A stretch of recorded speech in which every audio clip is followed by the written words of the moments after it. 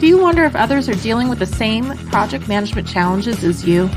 Not sure where to turn for guidance and leadership? Office hours are in session as we discuss project management and PMOs with global leaders, hearing their story and learning their secrets to success. Our goal is to empower you and help you elevate your PMO and project management career to new heights. Welcome back to Project Management Office Hours with your host, PMO Joe.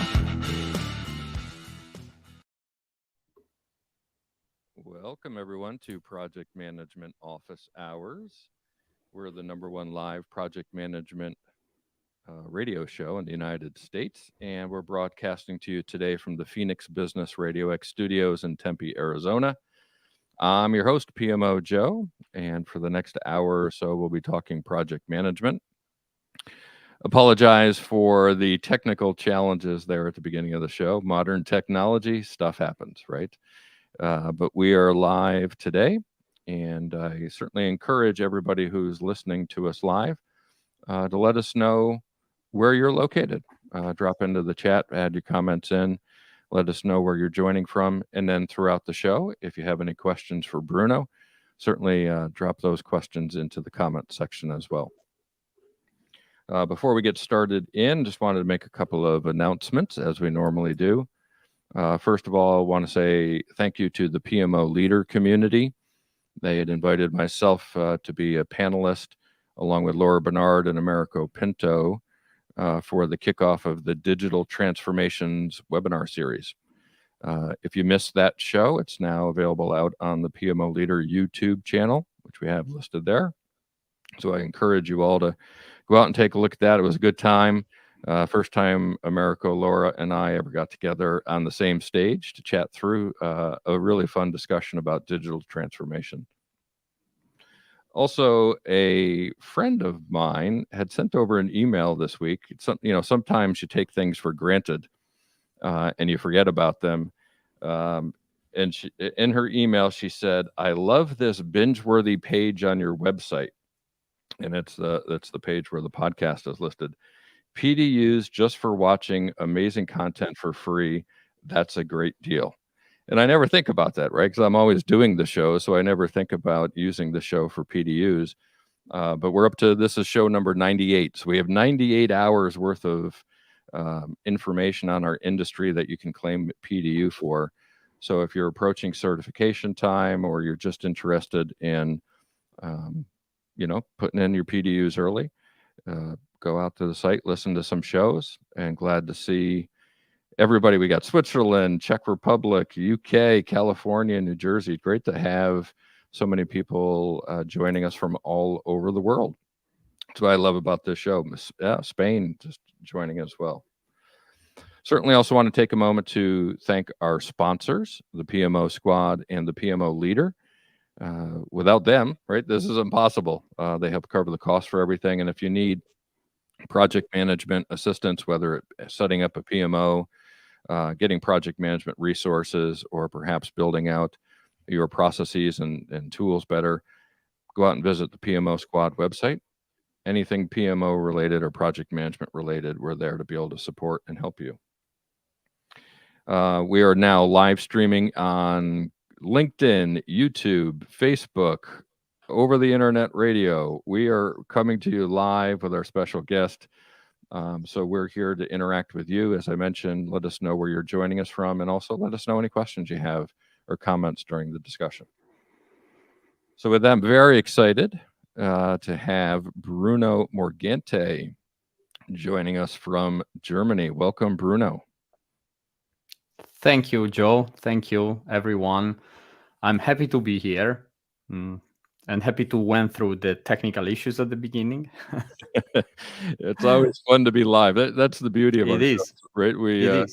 The recorded podcasts are great. You can cover all your mistakes. When you're live, we give it our best shot, and hopefully it works out okay. That's true. Bruno, if you could take a moment just to say hello to everybody and let us know a little bit about yourself. I think you're calling in from Berlin, Germany, I believe, right? Correct. Yes. But just take a moment and say hello to everyone. Yeah. So hello, everyone. I used to introduce myself with I solve problems and deliver results.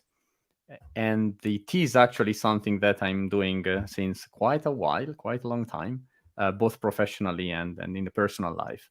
So my name is Bruno Morgante, and I am Italian from Milano, but I am living in beautiful Berlin, Germany, since 8 years and a half now, and yeah, it's 7:12 here, 7 p.m. So it's quite dark. It's dinner time. But yeah, excited to be here with all of you and to have a nice, entertaining conversation today, Joe.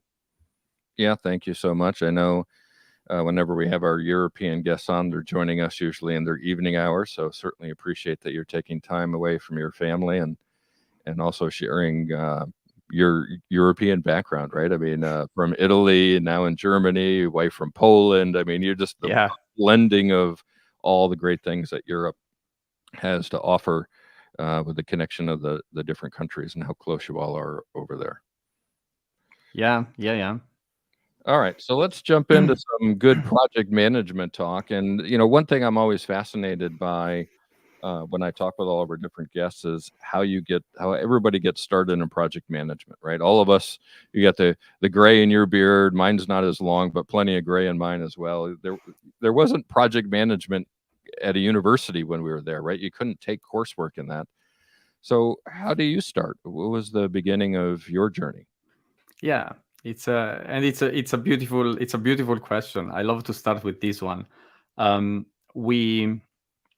It was in the year 2005, kind of, when I started. I joined just fresh after the university, multinational company. It's a manufacturing company, French manufacturing company, Alstom, and I joined in their IT department as a starter, stagiaire, intern, doing particularly business analysis, and it was basically translating business needs into IT actionable things. And I did it for about 6 months, more or less, up to a point in which my manager at that time told me, "You know what, Bruno? I believe you're going to be a great project manager." And at that moment, he saw in me something like being always planning things, being accurate, being very precise, detail-oriented, focus on delivering. And these are the aspects that he saw in me, and that he said, "You will be a good project manager." But the funny thing is that until that moment, the only example of project managers I saw around me, it was not a very good example of PMs. It was the type of PMs that are approaching. They were externals, and they were approaching the customer, which were us, with the type of approach as I come in, I design a plan, I assign the tasks, I tell you what to do, and I come back in a week just to see if the things are moving. Mm-hmm. So that was, in my eyes back then, what a project manager was doing. To which I said to my boss back then, "No, not at all. I don't want to be one of them." And we had a good laugh and a good conversation. But then, of course, he started assigning me to small tasks. They were, work packages within projects. Later on, it became little projects. So I started the typical career. So it was small things, then small projects, bigger projects. Then it started to be to enter into the world of the program management. So it was programs, then bigger programs, up until the typical, multi-million-dollar programs. And that was my career. So I technically, all the almost 17 years in the corporate world, I spent them in project management, except the first 6 months, I would say. And what did you go to university before you started in your career? I did engineering. I studied engineering of telecommunications, but but again, also here there is a funny thing. It's when I was still in high school with a group of friends of the high school. We decided to go to university. It was about 4 or 5 of us, and we had in mind this idea of we need to take the piece of paper. So that was what we had in mind as a high school students, again, back then. Yeah. And during the university years, I was in parallel. I had my thing with who was at that time my best friend. Now we don't really talk too much to each other, but we're still in contact. And we were doing our thing, which was organizing concerts. So that was a parallel stream, which I also had in my first couple of years while I was working in Alstom. So while I started in project management, but that was already ongoing. University, yes, it was engineering of telecommunications, Politecnico di Milano, so which is my city. I was born there, grown up there, raised there, and studied there, and that was it for quite a few years in my life, I would say. So when we had met, I guess a couple months back or whatever, we talked about this. But I'm originally from New York, and in New York we love pizza. Certainly, we probably don't love pizza as much as the people in Italy. But I said, how could you be from Italy living in Germany? I can't imagine there's good pizza in Germany. But you said you've actually found some good pizza in Germany as well. Yeah. I have to say, in Berlin in particular, Berlin is not Germany. Berlin is Berlin, and Berlin is you really find it's a really ethnic and multicultural city, and in the past few years the things are changed. I have to say, when we moved here about 8.5 years ago, it was different. It was not so easy to find a good pizza place. Right now there are so many, and some of them are really good. They would be successful back in Italy. Absolutely. They are, of course, run and managed by Italians, most of them from Napoli. So they do the pizza, Napoli style pizza, which is a thing. Absolutely. Absolutely. Yeah, I have a wood-fired pizza oven in my backyard, so I'm certainly not an expert, but I try to be. I pretend one at home at least. And nice to see again. We've just some additional users coming in from Costa Rica, from France, more from the UK. I mean, it's great. We're getting people all over the world. So thank you so much for joining in. Another thing you mentioned when we talked about university was, again, you went for engineering and telecom, right? It wasn't that, and you touched on concerts. So many of us in the project management space start in a different career, and somebody else sees in us, hey, you would be a good project manager, because we kind of just have those qualities innate to us, right? We like to be organized. We like to lead people. We like to have good communication. Tell us about the concert experience. I mean, I love music as well. I have a little thing I've done on high voltage project management, where I utilize AC/DC songs to talk about our profession. What was concert organizing like for you, and how did your project management skills come in handy with that? Oh yeah, that's a beautiful story. It will take a few minutes. It's not something of that's 2 what we're minutes. here for, right? This is beautiful. I love it. Yeah. So how did this started? We were in our around 18, 19 years old. Actually, probably a little bit earlier, and we saw something happening in Milano, in our city. Then later on, we discovered it was a thing everywhere in Italy, and actually in most of the cities.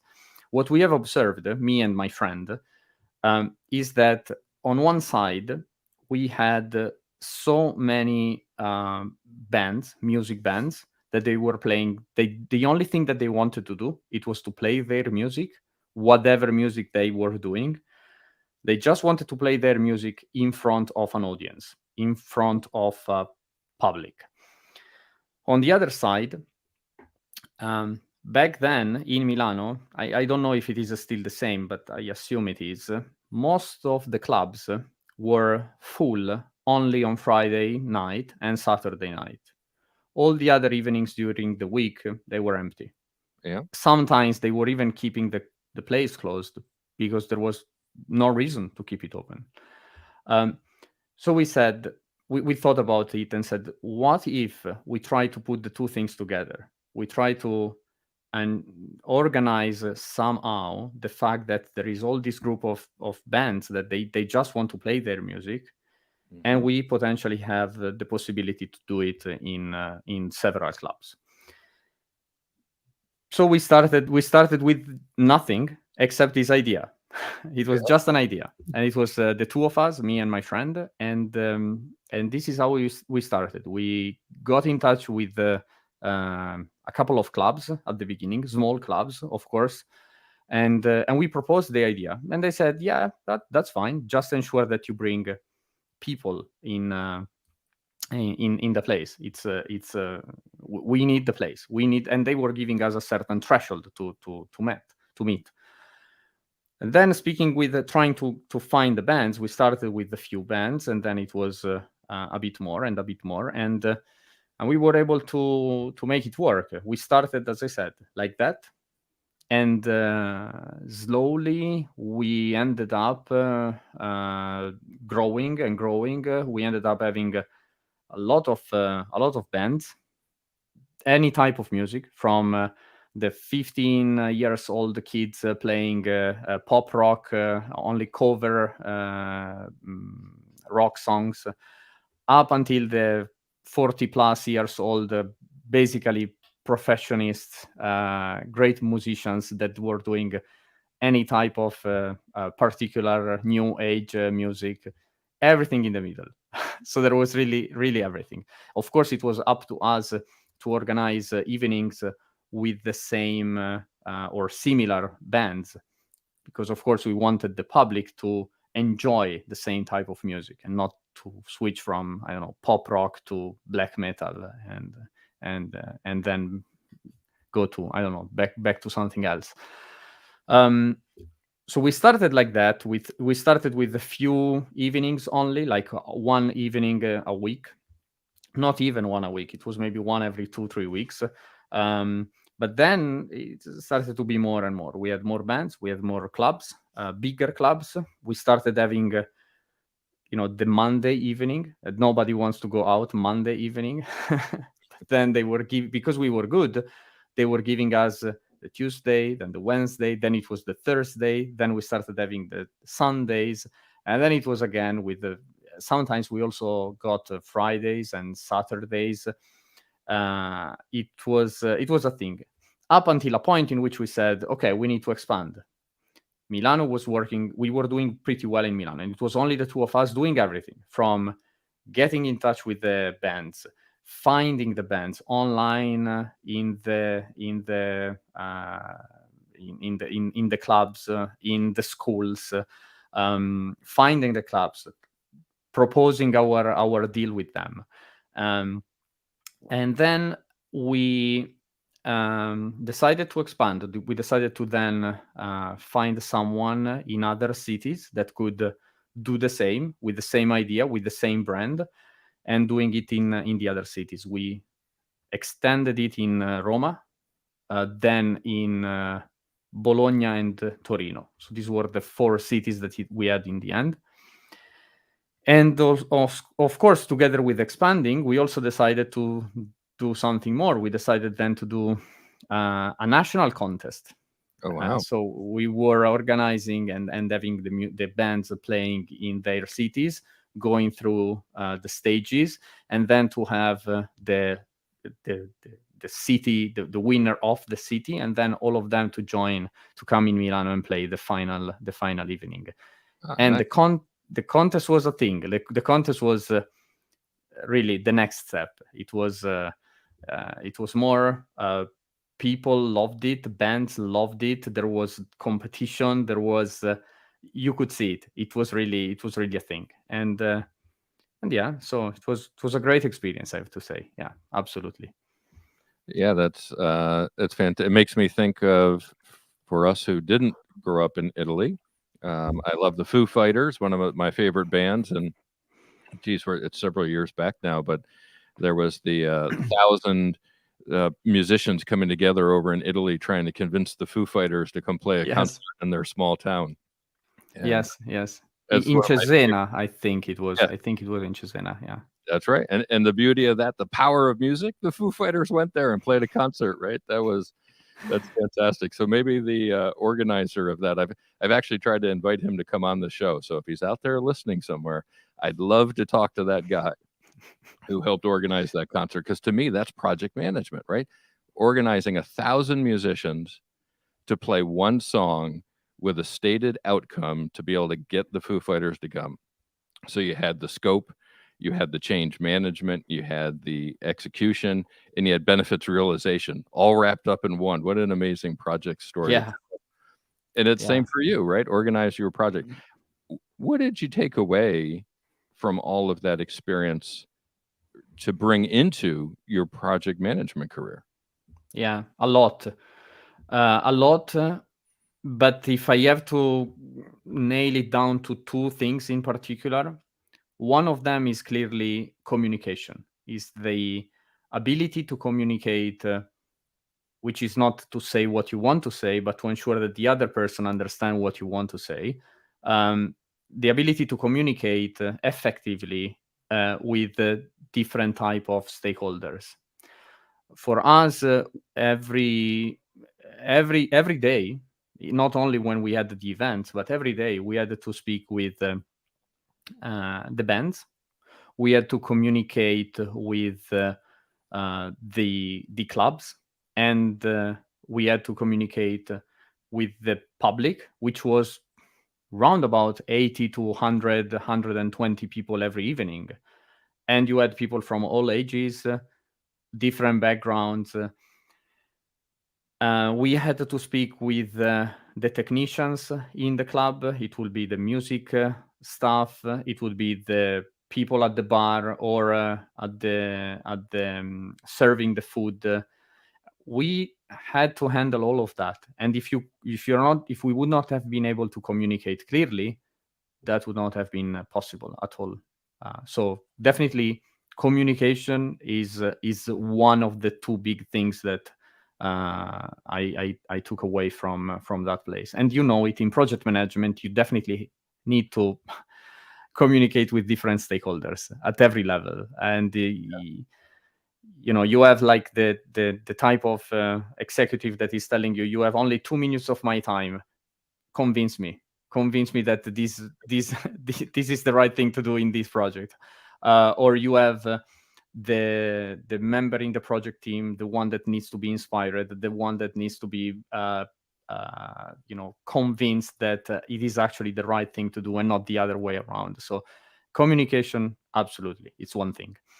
The other one is the negotiation skills. The negotiation skills, it is something I didn't know I had within me when I started this, but it is something that we quickly had to develop. When you are in your early 20s, which was our age back then, and you deal with the owners or the managers of those clubs, and it's not easy. Yeah. And the managers of those clubs, they are a particular type of people everywhere in the world, not only in Italy, I can tell you. So you can imagine that for us, in some cases, it was easier than others.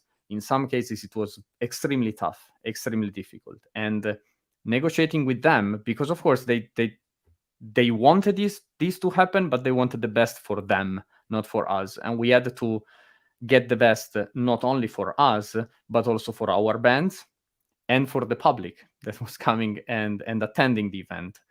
So it was tricky. It was tough sometimes. But then again, you can imagine that years later, when I was, I remember when I was, growing in my corporate career, when I was going through some of the interview stages, and it was like, oh, now I have to have an interview with the vice president. And for some of my peers, it was like, yeah, well, that's a thing. That guy is a tough guy. Yeah. I was like, yeah, okay, I've done something more. Yeah. So He's not a club owner, right? exactly, Yeah. exactly. So it's that these were definitely the two big things: communication skills, effective communication, and on the other side, negotiation skills. These are the two things that I took out as a biggest learnings, and that I definitely have been able to apply during all my career.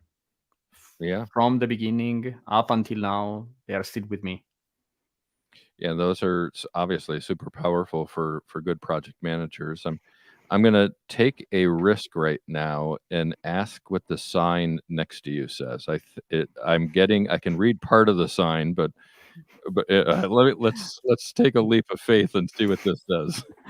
It says "Get it done," but before the "it" there is a grade S and a grade H.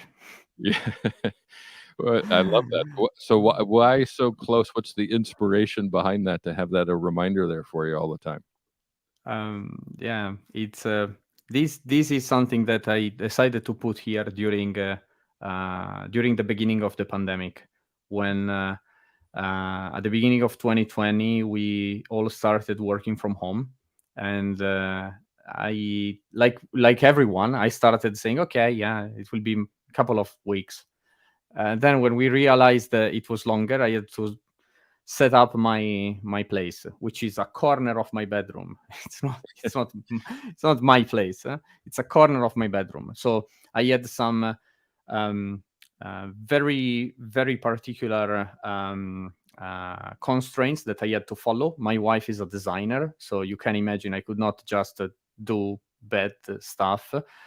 And I absolutely wanted to have something next to me, which I knew it was going into the video, and something that would represent me. And as I mentioned at the beginning, I get things done. I said, this is perfect. So it's not actually a motivational poster for me, but it's me. Yeah, I love it. When we were live radio, I would never worry about saying what it says, but being live on LinkedIn, I don't know if they have filters on there of listening to what content's being produced, but I believe that's as project managers, that's our whole purpose, right? I mean, it's to accomplish stuff, it's to get stuff done. Yeah. So it's great to see that that's up there next to you as a reminder every day of who you are Yes. and at the core. Yes, and it's a good thing. If I may say, if there are project managers listening to us, when I interview a project manager, this is what I want to perceive. This is what I want to get from them. It's like, why you do what you do? It's because you want to get things done. You want to get things delivered. That's the point. The rest makes sense. It's helpful, but it's about getting things done. Yeah, I have our next show. We're going to have Ben Peters joining us from South Africa, Cape Town, and I chatted with him yesterday, and we were just reminiscing about early career stories that helped shaped us. And I won't share his story because he'll do it in the next show. But there's a get shit done story that's instrumental in his career as well. So I think the successful people realize that early, right? Mm-hmm. It's so important to accomplish something, not just do something. And it's again, for those who are listening, and if you're early in your careers or even late in your career, if you don't have that mindset as a project manager, we strongly encourage that to happen. So, Bruno, you shared with us the beginnings of project management and the career growth that you had, but eventually you get to PMO leadership, right? How is being a PMO leader different than being a project manager? Yeah, it is different, really, a lot different. For me, the transition was happening about 6 years ago, kind of 6 years ago, and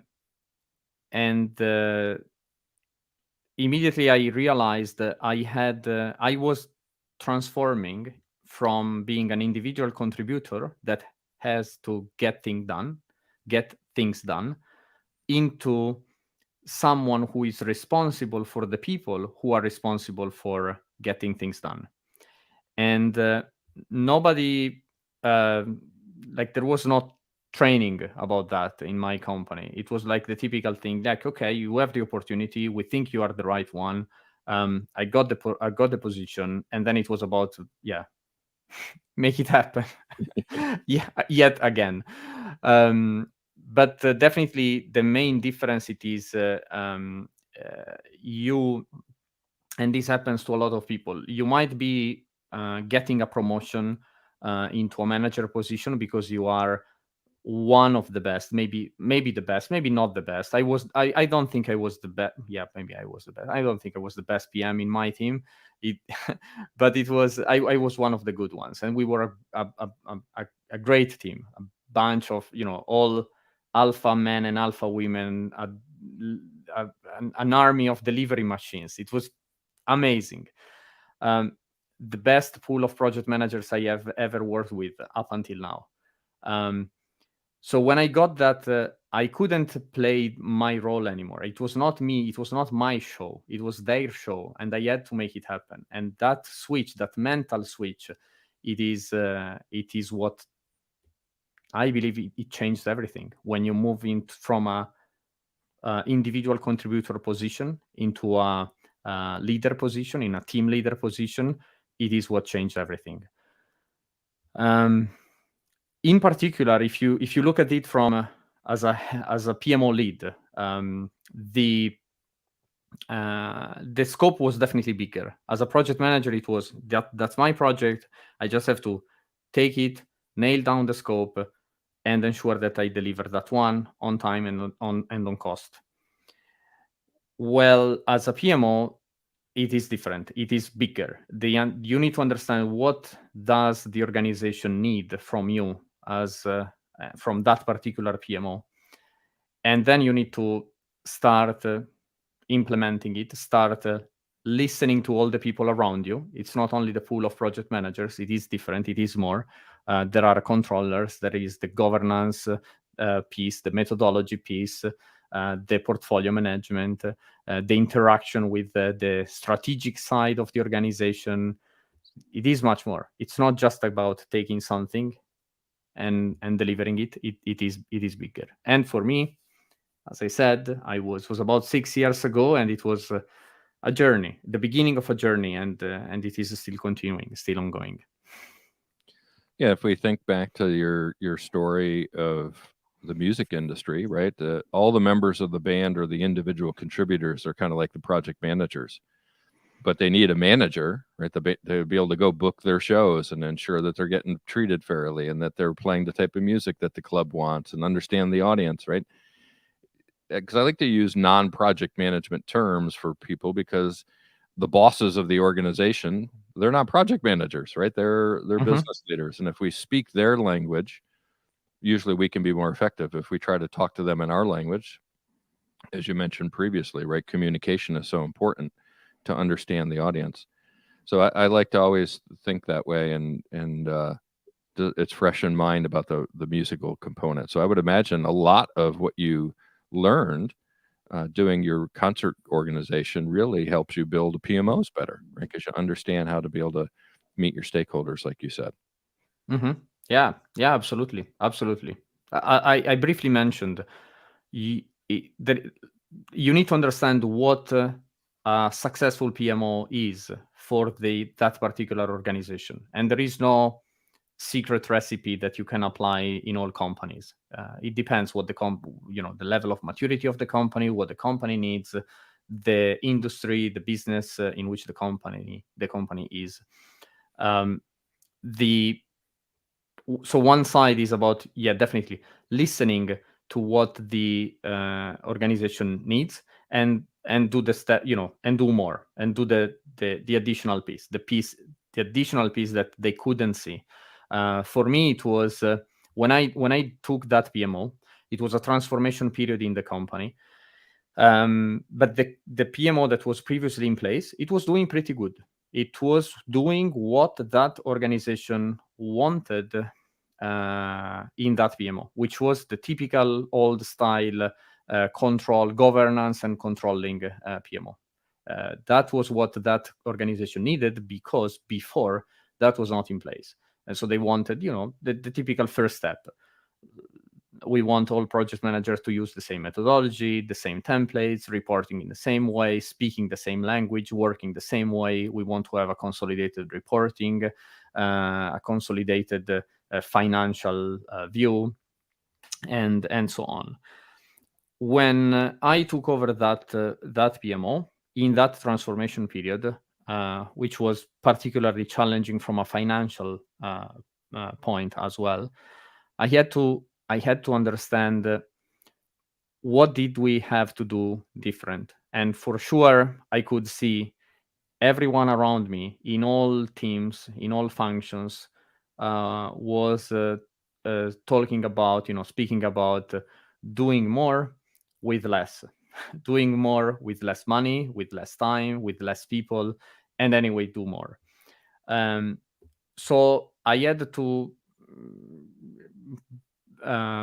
start working with the team and understand how could we move to the next level, and not just keeping the situation as it was, but bringing it to that other stage. And that is what basically we went through. It was about improving what we had, simplifying our processes, reducing documentations. I remember in 1 year we reduced the typical, PMO documentation from something like, 120 documents up to 40 something. And it was like the biggest achievement ever. This requires you to think to think out of the box, to think about, okay, we are doing well, the company is happy with us, but we can do more. We can do something that is actually adding value to the organization. And at that moment for us, in that particular case, in that particular company, it was about improving, simplifying, reducing waste, reducing the number of times people were saying, okay, I just need to fill this form just for the sake of filling the form, just because it is written on a checklist, which is yet another document which we might not need. It was a movement towards value addition as opposed to process. Yeah. We got a great question that came in from, I hope I pronounce your name right, Pierre Palo from the Czech Republic. And he's commenting how your experience works across industry, but but oftentimes people within industry don't think that's possible. So you may get a non-government organization or a charity that wonders, hey, you're an IT project manager. How can you come over and do a project in our space? Or maybe you're coming into the IT space. So do you think those skills are transferable across industries? And how do you convince those people that you may not have that specific industry experience, but your skills are transferable? Yeah. So the short answer is, I believe they are transferable, and yes, I believe you can convince them, but sometimes it might not be easy. One thing to do, it's always, as you said not long ago, Joe, it is to speak their language. What you do, like if you do, let's say that you do IT project management, and all the projects that you have done across your career, they have something in common. If you go into a completely different reality that is looking for project management experience, but not particularly in IT, and you only talk about IT, you only talk about that time in which you had to set up 2 data rooms replicated in real time, one to another, they might say, yeah, but how this applies to me? While if you speak their language using the same examples, it definitely like they can connect. They can say, okay, I see what you did there. I see this is exactly what I need here. The fact that communicating that in a proper way, it changed a lot. Yeah, I would agree with you, and I'd add in again using my non-project management speak to them. I'd say, listen, if I'm an electrician who primarily helps wire homes, and I get asked to be an electrician who builds an arena, it's much larger in scale, and it's a different municipal rules and regulations involved in a public place. But I'm an expert at being an electrician, and I'm going to bring that expertise to your industry to help your arena or your home be built better, be wired better. So I totally agree with you, Bruno. I think it's speak their language. It's help them understand what we do and how that benefits them. And if I can just to underline, I'm not saying it's easy. I'm not saying That's right. it is easy. I'm not saying just speak their language and it will work. No, not at all. There are some companies that will just say, if you don't have that particular experience, I don't even want to talk to you. I'm not saying it's right. I'm not doing it. For example, when I interview for people joining my reality, my PMO, I don't put that type of filters. But I do exactly what I'm saying here. I want them to listen to them telling me their story in a way that they can convince me that they have what I'm looking for. Yeah, I think with the PMO squad, we had an example. We had never worked in the semiconductor industry, and we were invited by a client to come in and help them improve project management. And we were starting from scratch. I didn't know anything about designing chips and making chips and the process involved and the vendors.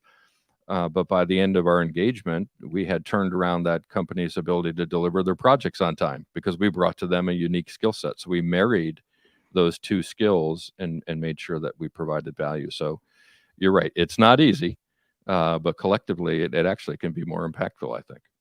Mm-hmm. One thing that comes across, I think, pretty apparent when you're speaking is your almost like a coaching demeanor. You have this very thoughtful way that you answer questions and present your answers. And I think that's probably a lot to do with the amount of mentoring that you do. And I know that's very important to you as well. Can you talk a little bit about mentoring and how important that is and what you're involved in with that? Yeah, of course. And I love it. I love the question and I love the topic. Mentoring is something I didn't particularly look into until a few years ago. Like I later on, I realized it is something that I've been doing and I have been getting as a mentee from mentors in my past without knowing that was actually mentoring. I didn't I knew something special was happening, but I didn't know how that special thing was to be called. How it started with me, it was kind of around the same time in which I started leading a PMO, so about 6 years ago, more or less. And there was a colleague of mine. She was a young manager herself as well, and an amazing person. And she approached me and she said, "Bruno, I have a new starter in my team, and she's struggling with few topics, in particular being stakeholder management and being strong on her position in front of others that were 2 or 3 levels above in the organization." So she approached me and she said, "I think she would definitely benefit from your support. Are you willing to help?" And I said, "Yeah, of course." And this is how it started. This is actually how my first mentoring experience started. I started with this mentee. We went on for about 9 months, more or less. It was our the duration of that mentoring relationship, which later on we continued, but definitely not in a very structured way. And then after that one, I had another one. Then I had another one, and then I started having two mentees at the same time in parallel. And until that moment, all of this was happening face-to-face in reality, or in a mix of face-to-face and over the phone. Like, we were not using video. It was mostly face-to-face. Up until the beginning of the pandemic. Then that was when I decided that I absolutely wanted to give back much more back to society. So I decided to carve out a lot of my free time to support people.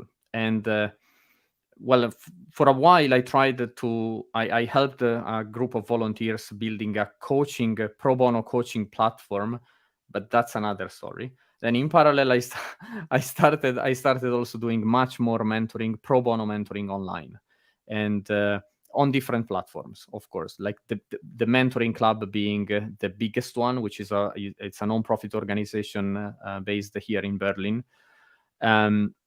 But I did also through my university, Politecnico di Milano. They contacted me for being a mentor for some of the students. I did it last year, and I just started a new session now.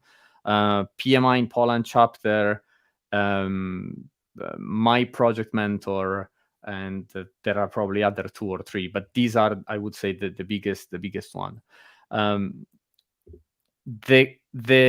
mentoring experience is something special. If you have never tried it before, it's difficult potentially to understand the benefits. But having someone who has been there and has gone through what you are going through or what you want to go through, and it is there to help you, to guide you through that journey, it is a very big added value for the mentee, but not only for the mentee. And this is where a lot of people, they think that the mentor doesn't get anything out of the relationship, which is wrong. You don't know how many times I get incredibly good, challenging questions from my mentees, and I'm like, I never thought about that way. And then I use it, I work on it, I use it as an opportunity to self-reflect on myself, on that particular topic, and to prepare myself. So this relationship helps also the mentors. It's not only something that it's not only beneficial for the mentees. And this, it's something that, again, I didn't know it was the case up until I tried it myself on my skin. And it's beautiful. Yeah, I echo everything you just said, and applaud you for the time that you volunteered to be a mentor. It's how I approach these radio shows, to be honest with you. And for everybody who's listening or anybody who listens to the recordings, it's an hour conversation that you get with somebody that's been where you're going, right? It's an opportunity for you to be able to listen to what they've done in their career. And so many times during these interviews or discussions, I sit there and say, man, I am so lucky to be able to be talking to this individual to share this, right? Because we are exchanging, and so I really applaud you for volunteering your time, and again, encourage all of our listeners to go back and listen to old shows. The PDUs are great, go get your PDUs, but go listen to the experiences that all of these guests have had, and what you can learn from them, I think, is really, really impactful to everybody. I know we're getting short on time because of our technical challenges up front, so I apologize to everybody for that. So Bruno, I'll just ask you, is there anything, kind of maybe last words or last thoughts that we didn't get to cover today that you'd like to share with the audience, and see if there's, who else we can impact out there with your experience and your wisdom? There is potentially so much more that we could have told to, but within the hour, I think we said a lot. We touched a lot of good points.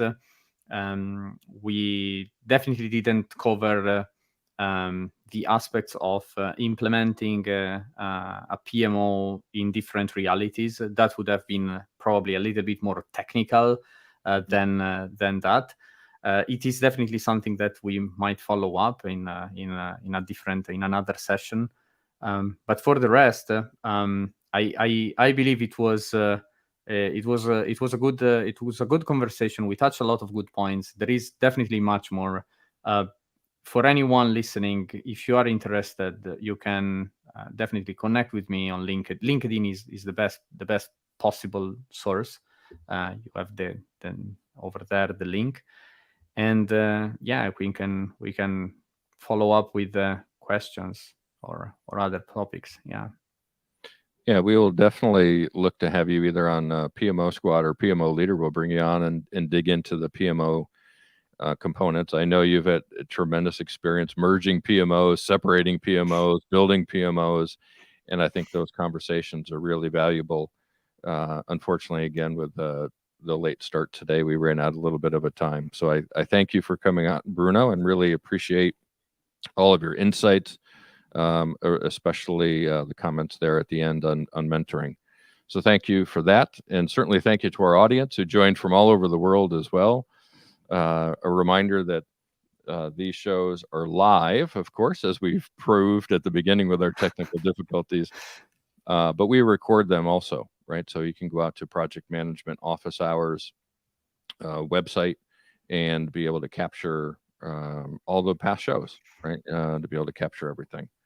So also want to remind everybody that we've got a great lineup of guests coming up. I'm super excited for all the additional guests we have coming up the rest of the year. I had mentioned Ben Peters from South Africa, who's coming up on the next show. The show after that will be show 100. I can't believe we're at 100 shows. It'll be on April 7th. We've got a couple of special guests joining us for that. Then we'll get Tim Creasy from ProSci, Louise Worsley from South Africa, Ricardo Martin from Spain, Sanjeev Augustine here in the U.S.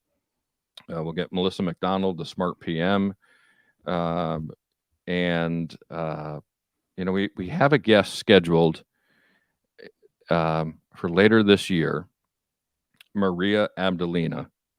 And I don't know if Maria is going to be able to join us because she lives in Ukraine. So stay tuned for that one. And just say our thoughts are with all of the folks in Ukraine and everybody that's listening. Hopefully you can send your positive thoughts and prayers over to them as well. Not trying to be political on the show because that's not who we are. But when you have a guest who's impacted by current world affairs, hits home, right? So Maria is a great leader of a PMO over there, was one of the finalists for PMO of the Year, one of the top 4 PMOs of the year with the PMO Global Alliance. So Maria, if you're listening, which I'm sure you're not, we're thinking about you and all of your fellow country folks and rooting for you as you go through this invasion. Again, reminder, all these shows are recorded and you are invited to go out there and subscribe on your favorite podcast platform, whether that be Apple Podcasts, Spotify, or iHeartRadio, or others. Thank you to our sponsors, of course, the PMO Squad and the PMO Leader. That's it for now. Office hours are closed. Until next time, I'm PMO Joe, and you've been listening to Project Management Office Hours. Thanks for listening to another episode of Project Management Office Hours with PMO